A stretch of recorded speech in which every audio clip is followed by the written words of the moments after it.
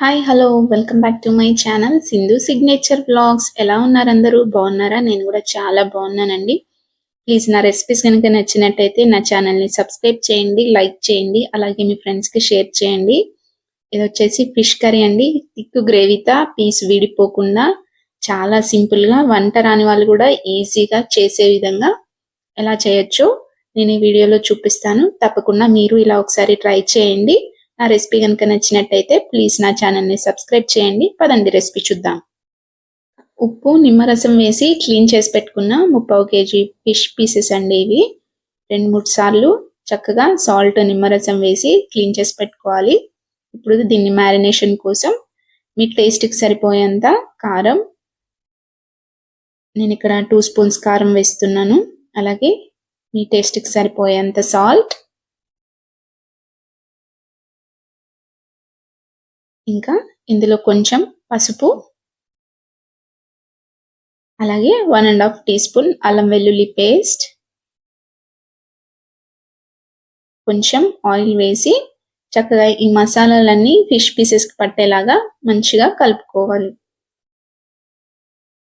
ఇలా అన్ని పీసెస్కి మసాలాలన్నీ పట్టించి ఒక 1/2 అవర్ పాటు మ్యారినేషన్ చేసుకోవాలి.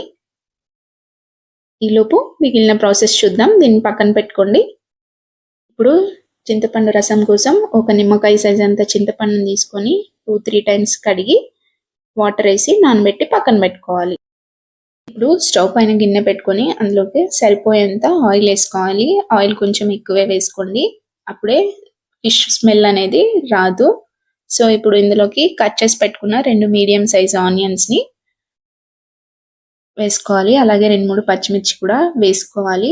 వేసుకొని చక్కగా మంచి గోల్డెన్ బ్రౌన్ కలర్ వచ్చేంత వరకు ఫ్రై చేసుకోవాలి. ఇలా ఫ్రై చేసుకున్న తర్వాత ఇందులోకి మ్యారినేట్ చేసి పెట్టుకున్న ఫిష్ పీసెస్ని యాడ్ చేసుకోవాలి. ఇలా ఫిష్ పీసెస్ని అన్ని యాడ్ చేసుకున్న తర్వాత ఆయిల్లో చక్కగా అంతా కలిసేలాగా కలుపుకోవాలి. కలుపుకొని మూత పెట్టి ఒక 2 నిమిషాలు మగ్గించుకోవాలి. 2 నిమిషాల తర్వాత మూత తీసి చూస్తున్నా. తర్వాత గరిటెతో కలపొద్దండి, ఇలా గిన్నెని కుదుపుతూ కలుపుకోవచ్చు, లేదా గరిటెతో జెంటిల్గా అయినా కలుపుకోవచ్చు పీస్ విడిపోకుండా.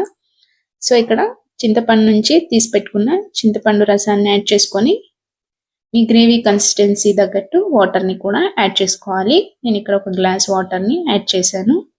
యాడ్ చేసి ఇక్కడ వేయించి పెట్టుకున్న జీలకర్ర మెంతుల పొడి అండి 1 స్పూన్ యాడ్ చేస్తున్నాను. ఇది వేస్తే ఫిష్ కర్రీ టేస్ట్ అనేది చాలా బాగుంటుంది. సో వేసి అంతా కలిసేలాగా ఒకసారి కలుపుకొని సాల్ట్ అది చెక్ చేసుకోవాలి. సాల్ట్ చెక్ చేసుకొని మూత పెట్టి మధ్య మధ్యలో జెంటిల్గా కలుపుతూ ఆయిల్ సపరేట్ అయ్యేంత వరకు కుక్ చేసుకోవాలి. మీడియం ఫ్లేమ్లోనే లేదా లో ఫ్లేమ్లో ఉంచి కుక్ చేసుకోవాలండి, అప్పుడే కర్రీ మాడిపోకుండా ఉంటుంది. ఇలా మధ్య మధ్యలో కలుపుతూ ఫిష్ కర్రీని ఆయిల్ సపరేట్ అయ్యేంత వరకు కుక్ చేసుకోవాలి.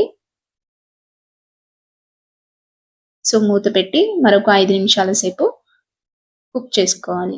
5 నిమిషాల తర్వాత మూత తీసి చూస్తున్నా, ఆయిల్ సపరేట్ అయిందండి. ఇప్పుడు ఇందులోకి కట్ చేసి పెట్టుకున్న కొత్తిమీరని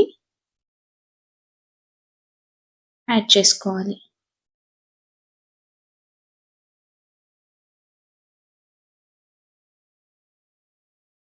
మూత పెట్టి మరొక 2 నిమిషాల సేపు మగ్గించుకుందాం. 2 నిమిషాల తర్వాత మూత తీసి చూసారా, ఆయిల్ సపరేట్ అయ్యి ఫిష్ కర్రీ చక్కగా ఉడికిపోయిందండి. ఇలా ఆయిల్ సపరేట్ అయ్యేంత వరకు కుక్ చేసుకుంటే ఫిష్ కర్రీ టేస్ట్ అనేది చాలా బాగుంటుంది. ఈ కన్సిస్టెన్సీ ఉన్నప్పుడు స్టవ్ ఆఫ్ చేసుకొని ఇది చల్లారిన తర్వాత ఇంకొంచెం థిక్గా అవుతుంది. సో ఇప్పుడు ఇందులోకి ఒక 1/2 టీ స్పూన్ గరం మసాలాని యాడ్ చేస్తున్నాను. నీకు నచ్చితే వేసుకోవచ్చు, లేకపోతే స్కిప్ చేయొచ్చు. గరం మసాలాని యాడ్ చేసుకొని స్టవ్ ఆఫ్ చేసుకోవడమే, అంతే, చాలా సింపుల్. చూసారా ఎంత యమ్మీగా ఉందో, చూడటానికే కాదండి తినడానికి కూడా చాలా యమ్మీగా ఉంటుంది. సో తప్పకుండా మీరు ఇలా ఒకసారి ట్రై చేయండి. నా రెసిపీ కనుక నచ్చినట్టయితే ప్లీజ్ నా ఛానల్ని సబ్స్క్రైబ్ చేయండి, లైక్ చేయండి, అలాగే మీ ఫ్రెండ్స్కి షేర్ చేయండి. సబ్స్క్రైబ్ చేసి నా ఛానల్ని సపోర్ట్ చేయండి. సరే థిక్ గ్రేవీతో టేస్ట్ అనేది చాలా బాగుంటుంది. వంట రాని వాళ్ళు కూడా ఈజీగా చేసేయచ్చు. Thank you. Bye bye.